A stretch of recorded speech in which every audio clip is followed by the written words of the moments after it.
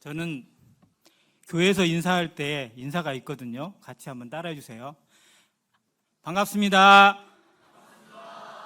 별로 소리가 마음에 안 듭니다. 반갑습니다. 사랑합니다.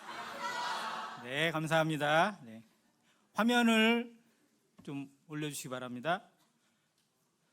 가장 피곤한 시간이고 또 다음 그룹 교제하고 숙소로 갈 시간 생각해보면 최대한 빨리 끝내드리는 게 저의 도리다 생각되어져서 조금 빠르게, 글쎄 얼마나 빠를지는 끝나봐야 알겠지만 최대한 빨리 끝내드리는 쪽으로 진행을 해보도록 하겠습니다. 대신 최대한 잘 경청해 주시고 똘망똘망한 눈으로, 반짝반짝 빛나는 눈으로 같이 해주시면 좋겠습니다. 아멘?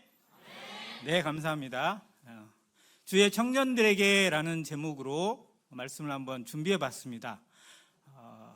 너무나 잘 아는 유명한 말이 있는데, 소년이여 야망을 가져라, 뭐 이런 말로 해서 보이스 오브 앰비셔스라고 얘기를 하는데요. 실상은 그 말이 잘못됐어요.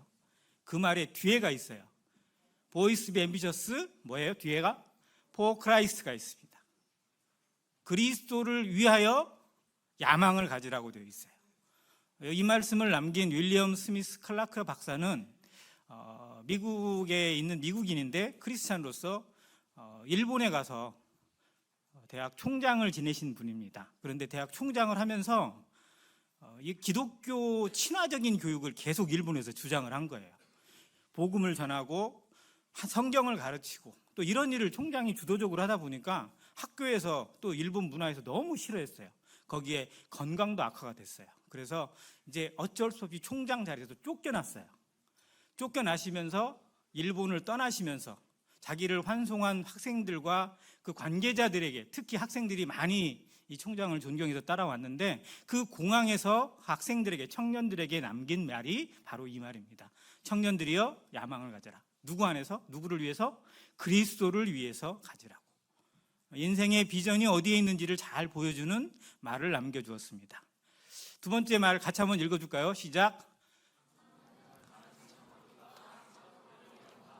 네, 독일의 대문호라고 알려진 괴테, 파우스트나 또 젊은 베르트의 슬픔이라는 책을 쓴 괴테가 청년들을 생각하면서 남긴 말입니다. 가르침을 받는 것도 중요하지만 뭐가 더 중요하다고요? 자극이 중요합니다. 우리의 마음의 찔림이 중요하고 우리 마음을 움직일 수 있는 감동이 되는 부분들의 요소가 더욱 중요합니다. 저는 이 시간이 청년들이 성경 가르침보다, 그리고 말씀에 대한 가르침보다 정말 그리스도로 인하여 자극받고 우리 마음이 감동되는 그 한 시간이 되기를 간절히 원합니다. 사막을 좋아하는 사람은 없는데요. 페루 그리고 칠레 두 나라의 경계에 있는 아카타마 사막이라는 사막이 있습니다. 안데스 산맥 그 연안에 있는데요. 여기는 제일 유명한 게 뭐냐면 전 세계에서 강수량이 가장 적은 사막으로 알려져 있습니다. 1년 총 강수량이 제로인 때도 있어요. 아예 비가 거의 오지 않는 너무 건조한 땅입니다.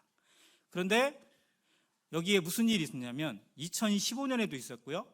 2021년에도 그런 일이 있었는데, 그 지역이 페루 연안에, 그 태평양 연안에 있다 보니까 엘니뇨 현상이 가끔 일어납니다. 근데 슈퍼 엘니뇨 현상이 일어나게 되면 이쪽에 예상하지 못한 큰 비가 오는 때가 있어요.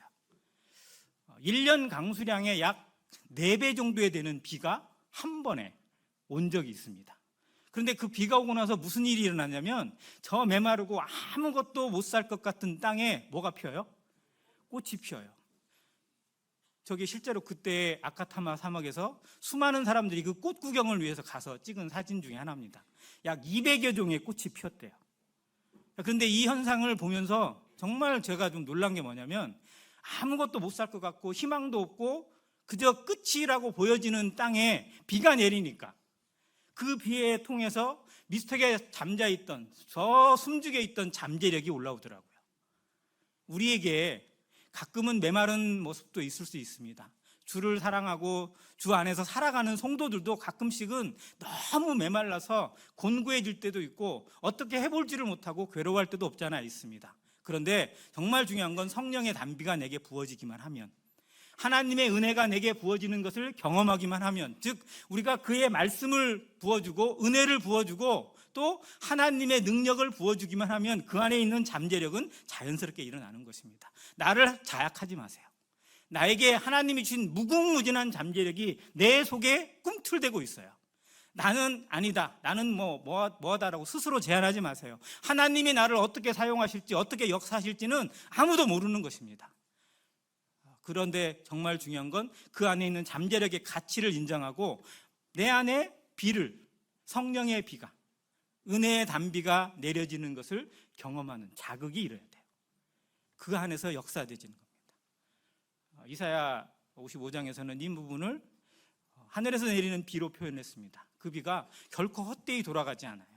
땅에 내려서 식물이 자라게 하고 사람들로 살아갈 수 있는 힘을 주는 것처럼 내 입에서 나가는 말도 결코 헛되이 돌아오지 않는다고 하나님 말씀하셨습니다. 오늘 우리가 들은 1시간의 말씀들, 또 이 캠프를 통해서 들은 말씀들, 교회에서, 가정에서, 내가 있는 곳에서 듣는 한 구절의 하나님의 말씀이 내 영혼을 살리고 내 인생을 움직이는 하나님의 자극제가 되고 내 인생을 통째로 바꾸는 하나님의 능력이 되게 하실 것입니다. 그 하나님으로 인해서 우리가 여기에 서 있고 여기에 앉아 있고 이 길을 가고 있다고 믿어집니다. 시편 110편 3절 같이 한번 찾아주세요. 시편 110편 3절입니다. 같이 큰 목소리로 한번 읽겠습니다. 가급적이면 청년들은 이 말씀을 암송을 하길 권합니다. 청년들 하면 제일 먼저 떠오르는 말씀이니까요. 110편 3절 같이 읽겠습니다. 시작. 주의 권능의 날에 주의 백성이 거룩한 옷을 입고 즐거이 헌신하니 새벽 이슬 같은 주의 청년들이 주께 나오는도다. 아멘. 네. 새벽 이슬 같은 주의 청년들이라고 하나님이 말씀해 주십니다. 우리를 바라보실 때 하나님은 새벽 이슬 같다고 표현해 주세요. 자, 그런데 우리는 새벽 이슬을 가끔 오해할 때가 있어요. 새벽 이슬 하면 청초하고 영롱하고 맑고 순수하고 이런 것만 떠올리고 있거든요.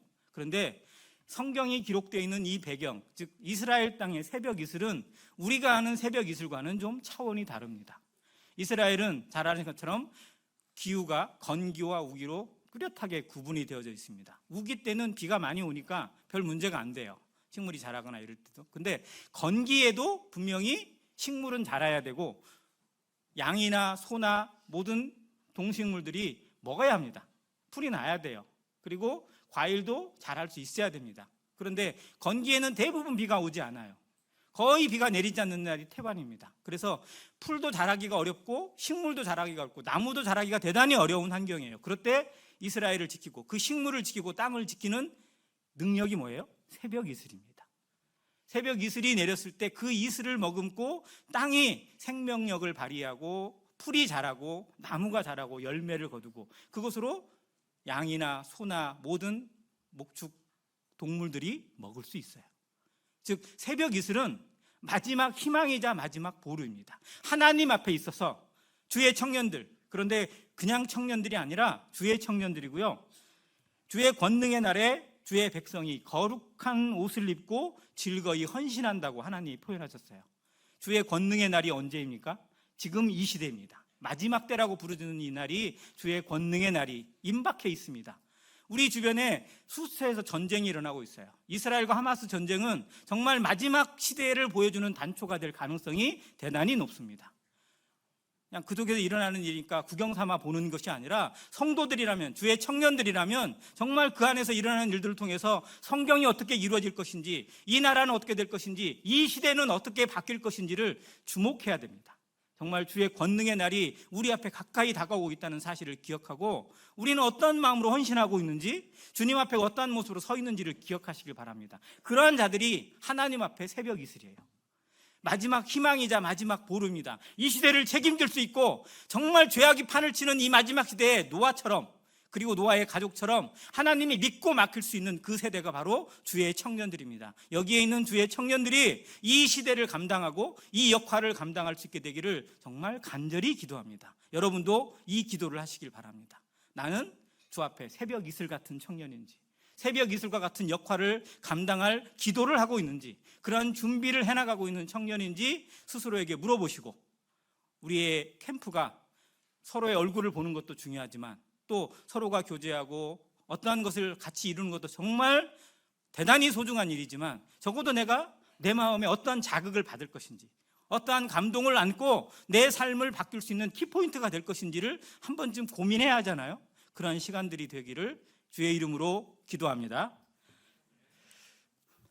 오늘 원래 나누고자 하는 주제가 감람나무, 즉 다른 말로 올리브 나무인데요. 저 가로수로 쭉 심어져 있는 나무가 이스라엘 지역에 심겨져 있는 감람나무, 실제로는 올리브 나무입니다. 이 나무들이 이스라엘에게 정말 중요한 나무이고 또 주의 교훈 가운데 정말 많은 것을 생각하게 하는 나무여서 이 나무에 대해서, 그리고 그 열매에 대해서 한번 같이 찾아보면서 느껴보고 묵상해 보길 원합니다. 자, 이스라엘의 3대 과일이에요. 첫 번째가 뭐예요? 무화과. 먹어봤어요? 맛있어요? 네. 우리나라에서 먹는 무화과도 맛있는데 이스라엘산 무화과가 가장 맛있다고 합니다. 자, 무화과. 두 번째, 포도. 네, 포도. 자, 세 번째가 뭐예요? 네, 올리브입니다. 올리브 같이 보여요? 우리가 하는 올리브하고 약간 좀 다르지 않아요? 자, 이 세 과일이 이스라엘의 주 3대 과일이라 알려져 있습니다. 이거를 기록하고 노래하는 성경이 있습니다. 우리가 너무 잘 아는 하박국 기억나세요? 무화과 나뭇잎이 마르고 포도 열매가 없으며 감람나무 열매 그치고, 그 세 과일이에요. 자, 이스라엘에게 젖과 꿀이 흐르는 땅, 가나안 땅에 하나님께서 주시는 여러 과일들이 있겠지만 그 중에서도 이 세 과일이 주를 이루고 있고, 이것이 없어도 난 여호와로 즐거워하겠다고 노래를 부르고 있는데요. 이 세 과일을 조금만 좀 살펴보겠습니다. 3대 과일이 주는 축복인데요. 무화과나무, 이스라엘 지역의 무화과나무가 가장 당도가 높고 맛있기로 유명합니다. 자, 그리고 1년에 2번이나 수확이 가능하다고 알려져 있습니다. 한 번도 아니라 2번씩 따면 얼마나 좋겠어요. 어느 나라는요, 벼를 수확을 딱 하고 가만 놔두면 지가 또 자라서 거기서 또 벼가 나와요. 얼마나 좋아요. 그러니까 이 나라는 정말 복받은 나라인데 가장 게을러졌어요. 왜 그럴까요? 열심히 안 해도 벼가 나와. 그런데 이스라엘의 과일 무화과는 그들이 정말 열심히 또 그만큼 다듬어야 됩니다. 무화과를 재배해 보신 분이 혹시 있다면 모르겠지만 무화과가 주는 특징들이 있고요. 또 이스라엘에 대한 예언에 이 무화과 나무를 사용하십니다. 그래서 이스라엘의 독립을 예언하는 마태복음의 말씀에도 무화과 잎이 연하여지게 된다고 하는 표현을 통해서 이스라엘의 독립을 예언하셨어요. 이스라엘과 연관시키는 나무이고요. 지금도 이스라엘에서 많이 재배되고 있는 나무입니다. 자, 두 번째 나무는 포도나무입니다. 포도는 정말 나무라고 해야 될지 참 애매한데 분명히 나무로 기록되어져 있고요. 자, 과일이 나기 때문에 나무로 알려져 있습니다. 이스라엘 농장에 이스라엘 집단 농장을 하잖아요. 거기서 많이 생산하는 품목이 바로 포도입니다. 자, 대부분 지역에서 나오는데요. 중요한 건 노아의 홍수 이후에, 즉 방주에서 나온 인생 노아와 그 가족이 제일 먼저 재배한 게 뭐예요? 포도입니다. 그리고 그 포도 열매로 포도주가 나와서 그 포도주를 마시고 노아가 조금 약간 실수 아닌 실수를 했던 모습이 성경에 기록되어 있습니다. 즉 어떻게 보면 다 홍수에서 모든 것이 쓰러져 버리고 그 땅의 첫 열매로, 첫 과일로 하나님이 주신 열매가 바로 포도라는 것입니다. 요한복음 15장은 예수님의 설교 가운데 정말 가장 아름다움을 표현하고 있는 설교 중에 하나인데, 거기에 예수님이 자기를 뭐라고 표현했어요? 나는 참 포도나무요, 너희는 가지라고 표현해 주셨습니다. 이 포도나무와 그 열매를 생각해 보면 교회의 비밀을 그대로 보여주고 있습니다. 우리가 그 포도나무의 가지에 붙어 있음으로 열매를 맺고 또 그 열매들끼리 온전히 하나 되어져서 정말 알차게 자라가는 모습들, 이것이 바로 우리의 교회고 하나님께서 기뻐하시는 교회의 모습입니다.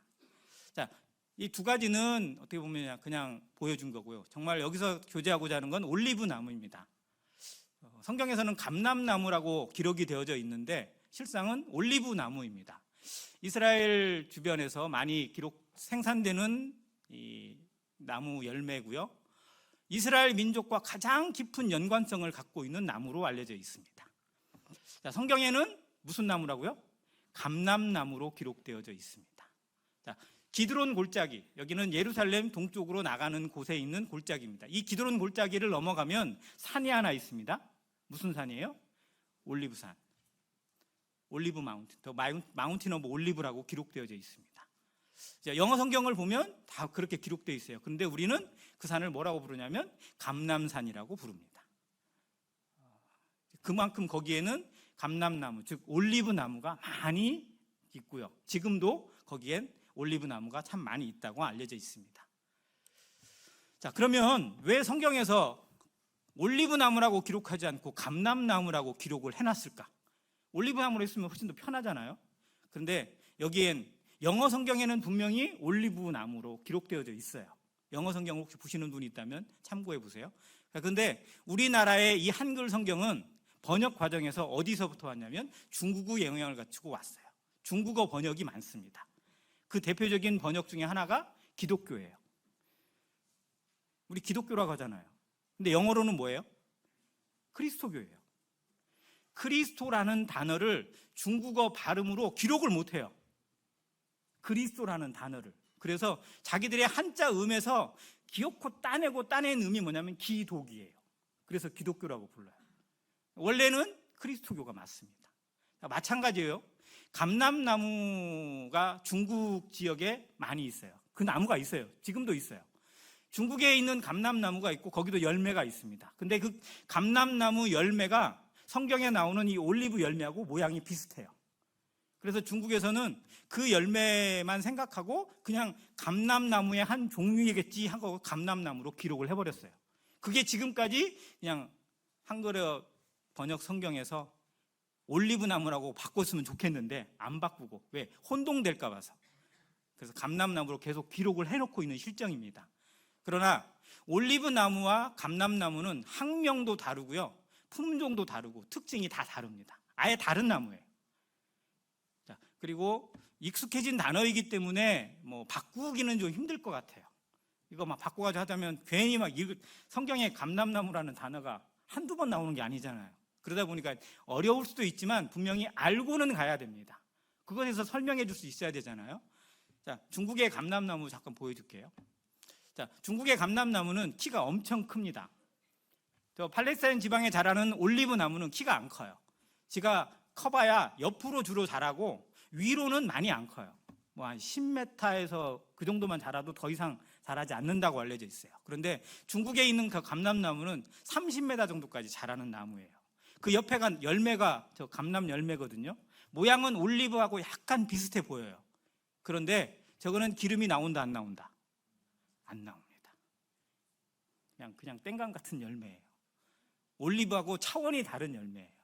자, 그것의 좀 차이를 좀 우리가 알고 이 올리브에 대해서 한번 알았으면 좋겠습니다. 자, 올리브 나무의 특징들이 몇 가지가 있는데 좀 이것에서 좀 깊이 묵상하기를 원합니다. 첫 번째 같이 읽어주세요. 시작. 15년 정도 자라야 열매를 맺기 시작합니다. 자, 나무를 심었는데 1년 지나 2년 지나 안 나와. 열매가 안 맺혀요. 그러면 농부의 입장에서는 속이 탈까 안 탈까요?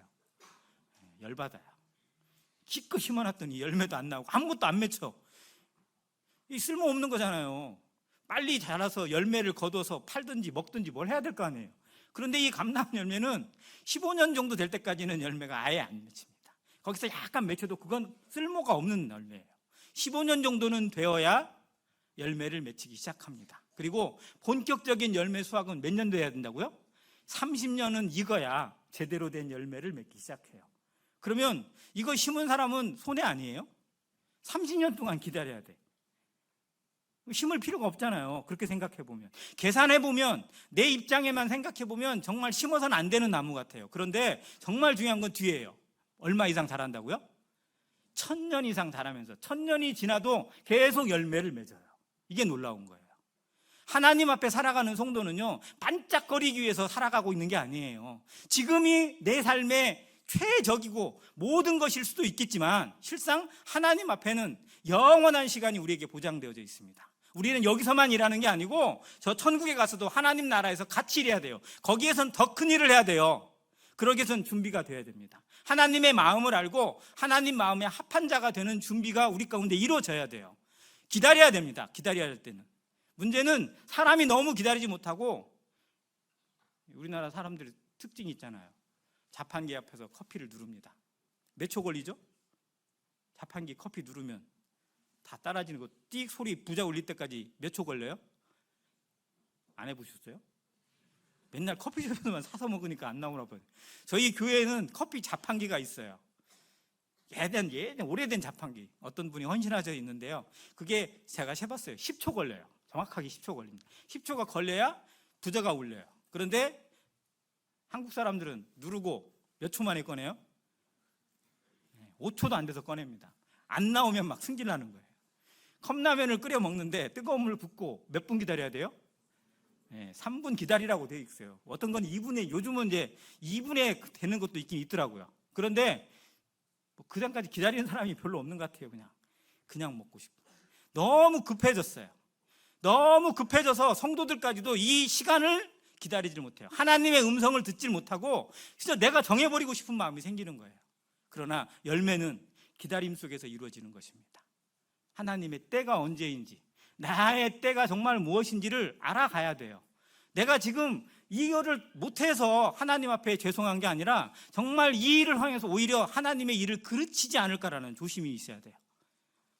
성급한 것이 오히려 하나님 앞에 일을 그르치는 대부분이에요. 성경에 나오는 일의 실패들은 대부분 뭐였냐면 기다리지 못해서 나와요. 사울이 전쟁을 벌입니다. 준비했어요. 사무엘이 기다리라고 그랬어요. 언제까지? 내가 올 때까지. 근데 적군이 코앞에 있단 말이에요.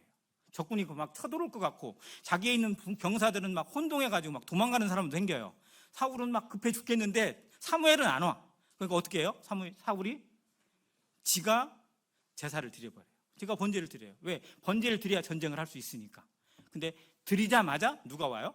사무엘이 옵니다. 그게 사울이 미끄러짐의 시작이에요. 우리의 조급함이 하나님의 시간과 얼마나 다르고 있는지도 알아야 됩니다. 올리브나무는 그런 면에서 정말 인내와 끈기를 보여주는 나무이고요. 하나님의 음성을 듣는 연습을 보여주는 나무입니다. 문제는 30년 정도 되어야 제대로 열매를 맺기 시작하는데 그 이후로부터는 무궁무진하다는 거예요.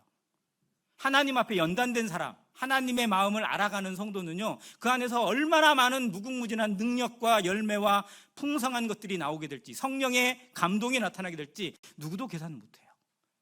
그래서 이것을 기다릴 수 있고 또 들을 수 있고 정말 귀가 열려서 마음이 주님의 말씀에 동의되어지는 성도로, 그러한 청년들로 자라가기를 간절히 바랍니다. 오랜 기다림 속에 정말 깊은 교훈과 풍성한 은혜를 보여줘요. 우리의 삶에 정말 곤고함이 넘치고 일이 제대로 풀리지 않고 빨리 어떻게 해결이 됐으면 좋겠는데 왜 하나님은 이렇게 답답해 하실까? 왜 이렇게 내 마음을 몰라주실까? 이런 생각이 우리에게 들 때가 있어요. 그런데 그때를 기다릴 수 있을 때, 침묵으로 기다리고 그 가운데 기도로 기다리고 평강을 찾는 비결이 우리 가운데 연습되어진다면 그것이 하나님의 마음을 알아가는 것입니다. 그것을 너무나 잘 보여주는 나무가 올리브 나무다. 그리고 올리브 나무는 하나님과의 관계를 고백할 때 귀하게 사용되어서 성경의 시편에 정말 많이 기록이 되어져 있습니다. 시편의 기록들을 잠깐만 살펴보겠습니다. 자, 우리가 너무 잘 아는 시편 23편 4절. 내가 사망의 음침한 골짜기로 다닐지라도 해를 두려워하지 않을 것은 주께서 나와 함께 하심이라. 주의 지팡이와 막대기가 나를 안위하시나이다 라고 고백했잖아요. 자, 여기에 나오는 지팡이와 막대기가 올리브 나무로부터 유출된 겁니다. 자, 올리브 나무 가지에서 자라는 덧가지가 있어요. 이게 목자들이 사용하는 지팡이. 이것으로 적을 물리치기도 하고요. 그리고 공격의 용도나 또는 신호를 주는 것들로 사용이 됐다고 합니다. 그리고 올리브 나무 뿌리 옆에서 자라는 어린 올리브 가지가 또 나와요. 즉 뿌리 주변에서 새로운 것들이 또 나오거든요. 이것은 막대기로 사용되어져요. 그래서 그 단어가 히브리어로 저한테는 잘 모르네요. 호테르 네체르라는 단어가 쓰여졌는데요. 이게 올리브 나무에서 나온 겁니다. 그러니까 다윗이 했던 이 고백, 다윗은 목자였잖아요. 그래서 이 나무를 너무도 잘 알고 있고 많이 사용했던 겁니다. 자, 그리고 시편 52편 8절에 여기 말씀에서도 역시 그러나 나는 하나님의 집에 있는 푸른 감람나무, 즉 푸른 올리브 나무 같으며 하나님의 인자하심이 영원히 의지하리로다라고 고백을 합니다. 나는 하나님의 집에 있는 뭐라고요? 올리브 나무 같다고. 그것도 푸른 올리브 나무. 잎을 잃지 않고 색을 잃지 않고. 올리브 나무의 특징 중에 하나 말씀드렸지만 정말 그 건조한 기후 속에서도 푸른색을 잃어버리지 않고 늘 푸르름을 자랑하고 우리나라의 소나무처럼 그러한 나무의 특징을 가지고 있습니다. 나는 하나님의 집 앞에 있는 어떤 나무, 푸른 감람나무 같다고 고백하면서 하나님의 인자심을 영원히 의지하는, 즉 가장 긴박한 상황, 물이 없고 건조하고 답답한 상황에서도 누구의 답을 기다리는 거예요? 하나님의 응답을 기다리는 모습. 이것이 올리브 나무가 보여주는 특징이라는 겁니다. 그리고 시편 128편 3절에는 그 가정을 소개해주고 있는데 아내는 결실한 포도나무라고, 그리고 내 자녀들은 곁에 둘러싼 어린 감람나무. 아까 뿌리 주변에서 감람나무가 새로 나온다고 그랬잖아요. 그 감람나무가 큰 감람나무 주변을 쭉 둘러서 서 있어요. 그게 정말 어린이 아이들이 아빠를 중심으로 엄마를 중심으로 쭉 서 있는 가정의 모습을 그대로 보여주고 있다고 합니다. 자, 이런 모습을 생각해 보면 정말 신앙의 아름다운 열매와 향기가 이 나무를 통해서 우리에게 보여져요. 우리들이 하나님 앞에 이렇게 자라나는 감람나무입니다. 올리브 나무들이에요. 우리 삶이 하나님 앞에 어떻게 드려지고 있을 것인지, 어떻게 준비되고 있는지. 자, 여기 구원받은 지 15년 지나신 분, 15년. 대부분 청년들이 중학생 때 구원받아도 지금의 나이로 생각해보면 10년 이상 넘기가 쉽지 않잖아요. 자, 그러면 이렇게 생각해보면 지금 내가 뭔가 완성된 게 아니라 완성해 가고 있는 과정이에요. 정말 하나님 앞에 어떻게 쓰임 받을 것인지 늘 기대하는 기도가 있어야 되고요. 그리고 그걸 준비하는 하루하루가 되기를 바랍니다. 하나님께서 나를 어떻게 사용하실 것인지, 어떠한 기대를 가지고 계신지 그걸 늘 기억하는 성도 되시길 바랍니다. 갑자기 겟세마네 동산으로 넘어가는데, 겟세마네 동산은 아까 얘기했던 올리브 산에, 올리브 마운틴에 있는 동산이에요. 예수님이 주로 기도하시던 동산인데, 겟세마네 동산의 원어가 뭐라고요? 혹시 읽어주세요? 히브리어로 가트 슈마임이에요. 가트 슈마임이 우리 여기 한글 성경에 겟세마네로 번역이 되어져 있어요. 이 뜻이 뭐냐면 기름 짜는 틀이라는 뜻이에요. 그곳에 기름을 짠 곳이에요. 무슨 기름을 짰을까요? 올리브 기름을 짰어요. 왜? 올리브 나무가 많으니까. 자, 그 올리브 나무가 많은 저 나무 보이세요?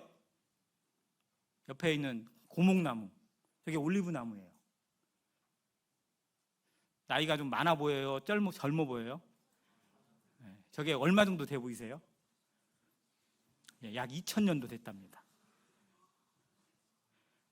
자, 저 나무가 2000년이 되었다는 얘기는 잘 생각해 보세요. 예수님이 겟세마네 동산에서 기도하실 때 저 나무가 거기 있었어요, 없었어요? 거기 있었다는 겁니다. 예수님의 기도를 본 나무예요. 대단한 나무 아니에요? 우리는 성경으로 보지만 저 나무가 얼마나 복받은 나무일까? 근데 저 나무가 지금도 열매가 맺히고 있다면 이 기적 아니에요? 자, 저 나무들, 정말 오래된 나무들이 저 올리브 산에 정말 많습니다. 1000년 이상 된 나무가 정말 많대요. 자, 그 나무들의 열매에 그 올리브를 기름을 짜는 곳이 겟세마네입니다. 그 동산에 저런 맷돌들이 있고요. 또 기름 짜는 틀들이 참 많이 있답니다.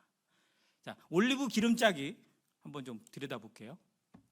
저는 올리브 기름 짜는 모습과 누가? 예수님이 기도하시는 모습이 너무 똑같은 거예요.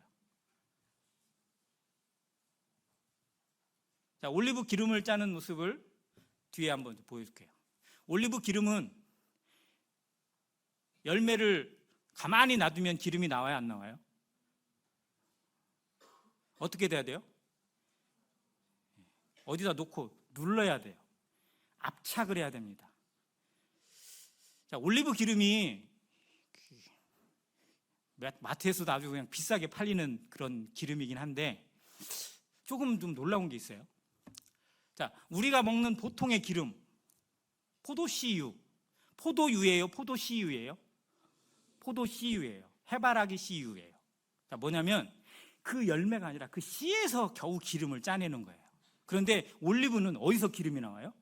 열매에서 나와요. 그래서 다른 말로는요, 올리브 주스예요. 근데 얘는 너무 점도가 높아. 주스인데 뭐잖아요. 사과를 짜내며 나오면 사과 주스, 오렌지를 짜내면 오렌지 주스, 맞죠? 올리브를 짜내면 올리브 주스가 맞잖아요. 그런데 올리브는 주스라고 안 하고 뭐라고 한다고요? 올리브유라고 해요. 이게 올리브가 축복받은 열매라는 의미예요. 정말 그 열매를 짜냈는데 이게 얼마나 그 안에 단단한 진액을 가지고 있는지 주스가 아니라 기름이 되고, 그것도 정말 극상품 제품이 되어진다는 거예요. 자, 열매를 짜내야 됩니다. 엄청나게 짜내야 돼요. 눌러야 됩니다. 부서져야 돼요. 그래야 기름이 나옵니다. 부서지면 부서질수록 기름이 더 많이 나옵니다. 예수님의 기도가 그 모습을 보여주고 있어요. 예수님이 겟세마네 동산에서 기도하신 이유가 저는 그거라고 보여져요. 그곳은 기름 짜는 곳입니다. 사람들에게 너무 익숙한 곳이에요. 근데 예수님은 자기 몸을 짜고 계세요. 간절하게 짜셨습니다. 예수님이 기도하실 때 제자들에게 부탁을 하셨어요. 내 마음이 심히 곤고하여 죽게 되었으니 너희는 깨어 나와 함께 뭐 하라고? 기도하라고. 같이 기도했어요? 제자들 같이 기도했나요? 저기 옆에 있는 그 예수님 기도하실 때 옆에 있는 제자들 모습 좀 보이죠? 지들이 뭐 했다고 그렇게 피곤한지 모르겠어요. 그렇잖아요. 그날 예수님만 일했어요. 예수님 제자들의 발을 씻길 거고요. 예수님이 진짜 모든 일을 다 하셨어요. 12명의 제자들 발 다 씻겼다니까요. 그들의 발을 수건으로 가서 닦아주시겠고, 예수님이 설교하셨어요. 예수님이 그 포도주 잔 또 떡을 나눠주시면서 유월절을 기념하신 날이에요. 제자들은요, 가만히 앉아서 발 씻기는 거, 그냥 발 씻기는 거 받았고, 그러니까 얼마나 피로가 풀렸겠어요.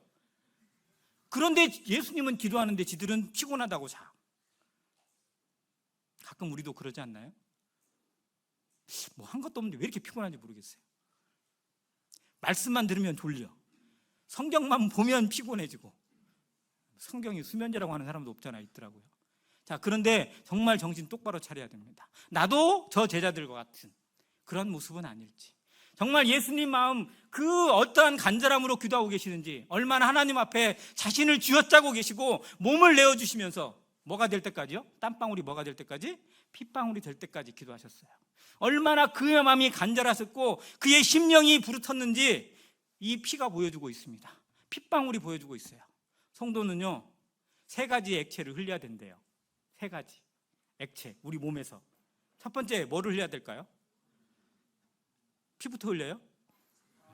처음에 땀을 흘려야 돼요. 땀. 열심히 일해야 됩니다.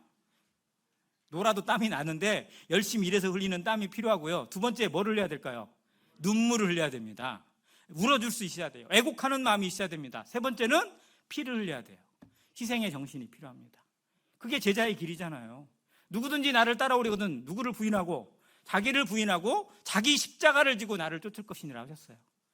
정말 예수님의 겟세마네 기도를 우리 마음에서 너무 쉽게 생각하지 마세요. 주님이 얼마나 간절하게 기도하셨으면 성령이 그 옆에서 도우셨어요. 천사가 와서 도왔어요. 제자들은 안 도와줬어요.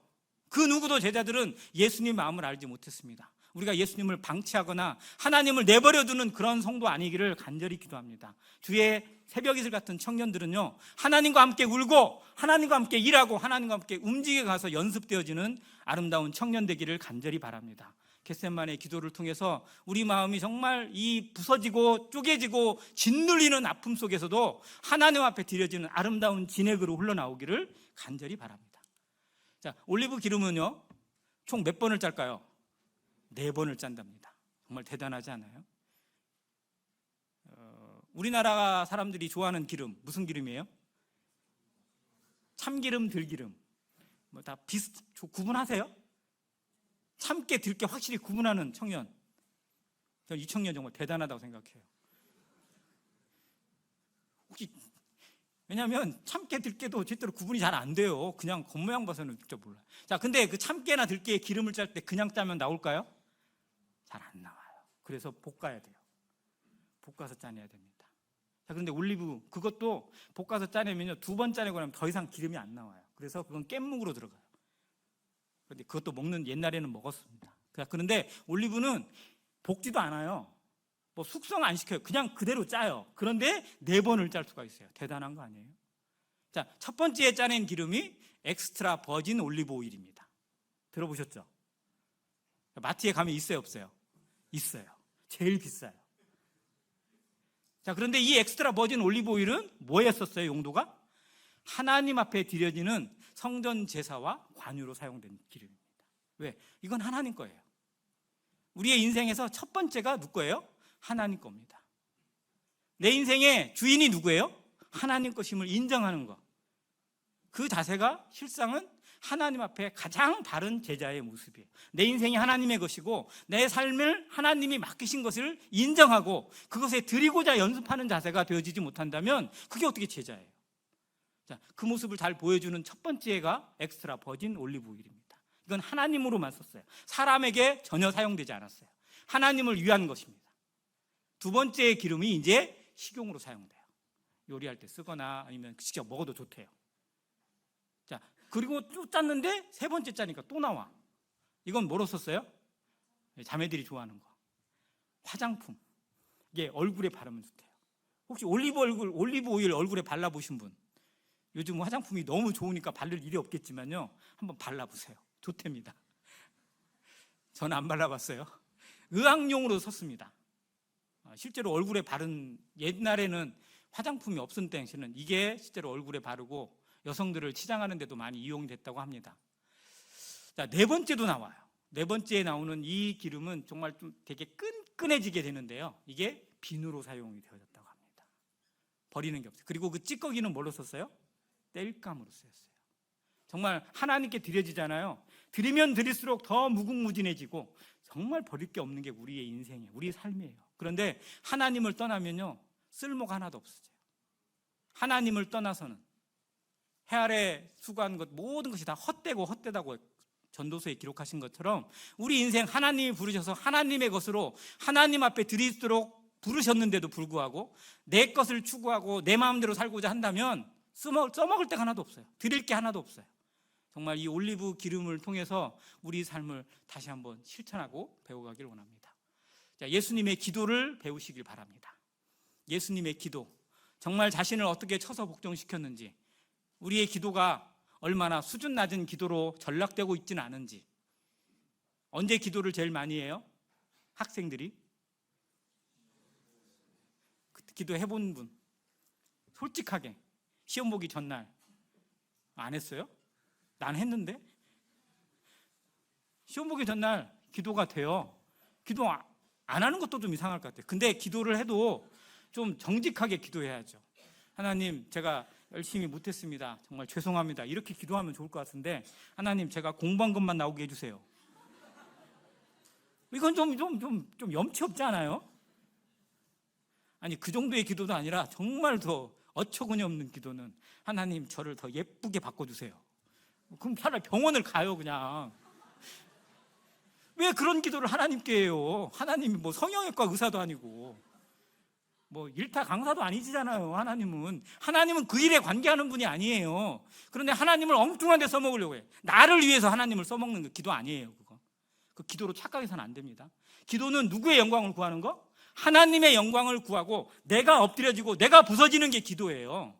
예수님이 하셨던 기도를 우리는 늘 기억해야 됩니다. 나의 기도가 얼마나 유치하고 어린아이 같은지 마트에서 장난감 사달라고 떼쓰는 아이 같은 기도하지 마세요. 수준 높이시기 바랍니다.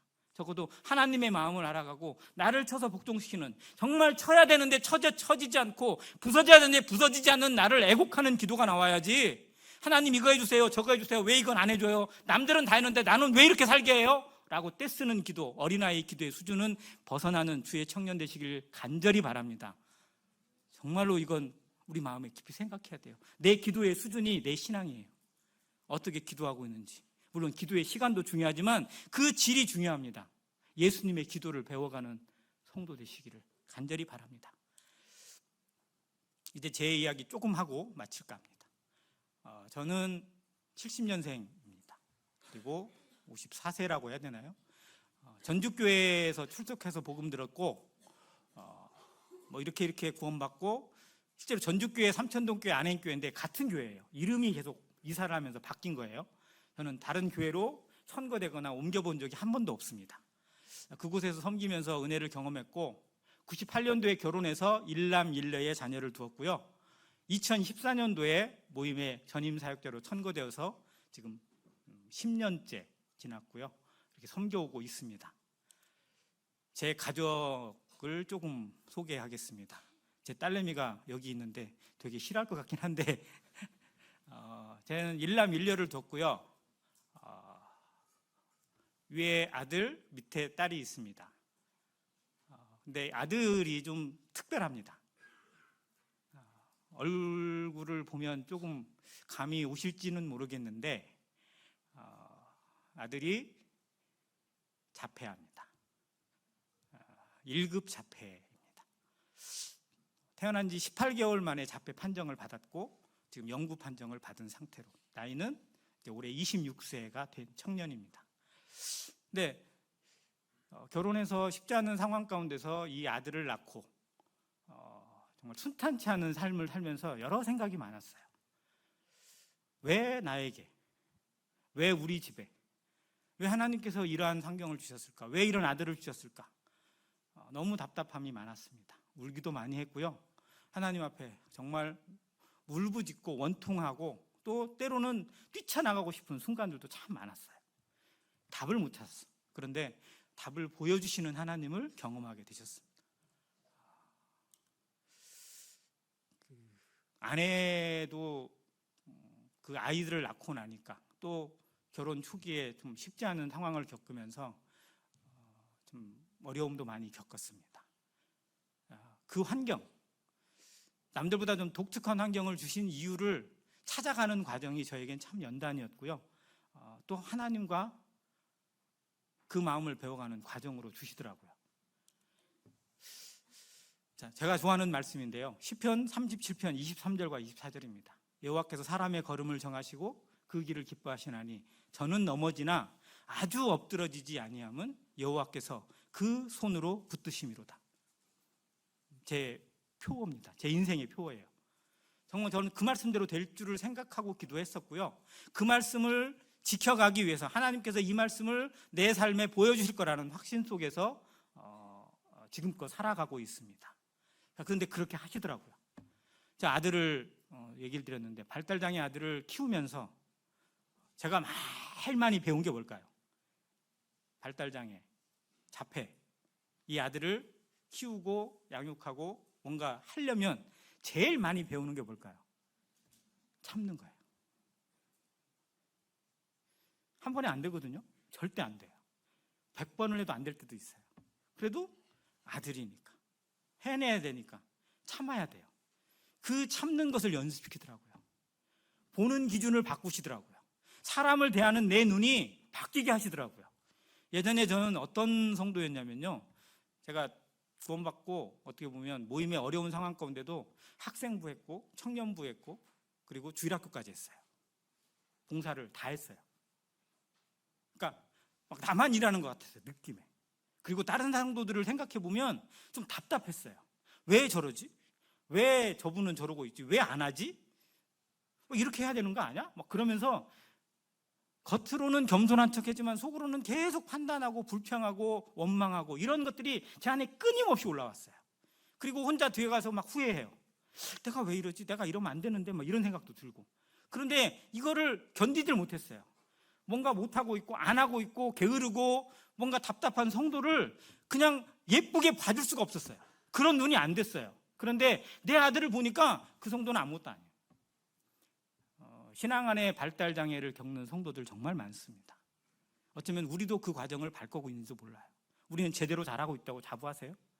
나도 얼마나 터덕거리고 있는지, 아니 하나님이 나는 얼마나 참고 계시는지, 나 같은 사람 무슨 기대가 있다고, 무엇을 얻겠다고 이런 사람을 참고 지금까지 기대를 꺾지 않고 계속해서 모임 가운데 두시고 말씀과 은사를 통해서 일하게 하시고 이러한 것을 겪게 하셨을까? 예수님은 나를 얼마나 참아내셨을까? 내가 아들을 참는 건 아무것도 아니더라고요. 하나님이 나를 참으신 거, 나를 기다리신 거, 이것을 배우게 하니까요, 성도를 보는 눈이 바뀌더라고요. 그들을 대하는 눈을 바꾸게 하시고 내 입을 바꾸시고 말을 바꾸시고, 그러면서 그 가치의 소중함을 보게 하셨어요. 모임이 얼마나 소중한지, 성도 하나하나가 얼마나 소중한지, 얼마나 귀한 존재인지, 예수님이 그 생명을 위해서 어떻게 피를 흘리셨고 얼마나 엎드리셨고 얼마나 희생하셨는지를 생각하니까 나보다 더 귀한 존재, 나보다 남을 더 옅게 여기는 그런 마음들을 배우게 하시면서 모임 전체를 보게 하셨어요. 그래서 이 길을 갈 수 있게 하셨더라고요. 제 아내는 여전히 좀 마음에 좀 답답한 우울증이 약간 있습니다. 그러다 보니까 다른 사람들과 사귀는 것에 참 어려움이 있고요, 모임 사역자의 아내로서 여러 일을 감당해야 되는데 쉽지 않아요.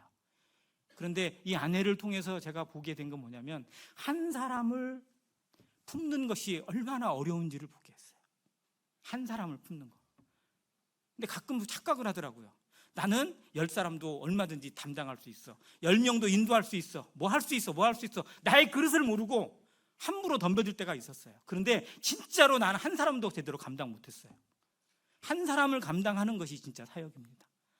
여러분, 한 사람을 기다릴 수 있어요? 한 사람을 온전히 받고 온전히 사랑하는 것, 그것이 주님의 마음을 배워가는 길입니다. 참 제자의 길이라고 저는 스스로 말하고 싶어요. 그래서 이 아들을 통해서, 이 가정을 통해서 주님이 우리의 눈을, 내 눈을 바꿔주시고 나의 태도를 바꿔주시고 내 언어를 바꿔주셔서 정말 이 일을 가게 하신 것을 생각하니까 너무 감사가 돼요. 그래서 이것을 교회 앞에 간증했고 그 간증의 응답으로 이 사역의 길을 걷게 하셨습니다. 아무튼 여러분에게 어떤 환경이 있으세요? 남들에게 없는 나만의 독특한 환경이 있으십니까? 왜 나는 이렇게 두셨어요? 왜 나는 이런 상황 가운데 있어요? 왜 나는 이렇게 답답하게 하세요? 남들에게 말하지 못하고 하나님 앞에 짜증내고 불평했던 것들이 혹시 없으세요? 그러나 그 환경을 왜 주셨을까? 여호와께서 사람의 걸음을 정하시고 그 길을 기뻐하시나니 저는 넘어지나 아주 엎드러지지 않으면 누가? 여호와께서 그 손으로 붙드심이로다. 아멘이 되시기 바랍니다. 정말 나에게 주신 환경은 독특하고 특별한 환경이에요. 내게 줄로 지어진 구역은 아름다운 곳에 있으며 나의 기업이 실로 아름답도다라고 시편 16편에 고백했어요. 정말 내게 그 환경을 주신 것은 그걸 통해서 나에게 다듬어야 될 부분이 있다는 거고요, 그걸 통해서 하나님의 마음을 배워가야 될 부분이 있다는 것을 보여주시는 겁니다. 여러분에게 있는 환경을 탓하지 마시고 그걸 원망하지 마시고 그 가운데 주님을 찾길 바랍니다. 그것이 제자의 길입니다. 주님과 동행하는 길입니다. 주님은 그 안에서도 우리를 이끄셨고 어떠한 환경 가운데 있는데 우리를 가장 좋은 환경으로, 즉 광야에 있을 때 오히려 주님을 배우는 것처럼 어려움 속에 있는 것이 더 복이고 더 큰 위로가 된다는 것. 그래서 시편 119편에는 고난당한 것이 내게 유익이라고, 이로써 내가 주를 경외함을 배웠다고 고백했습니다. 이것을 배워가는 주의 청년들, 새벽 이슬 같은 주의 청년 되시기를 주의 이름으로 축원합니다. 감사합니다.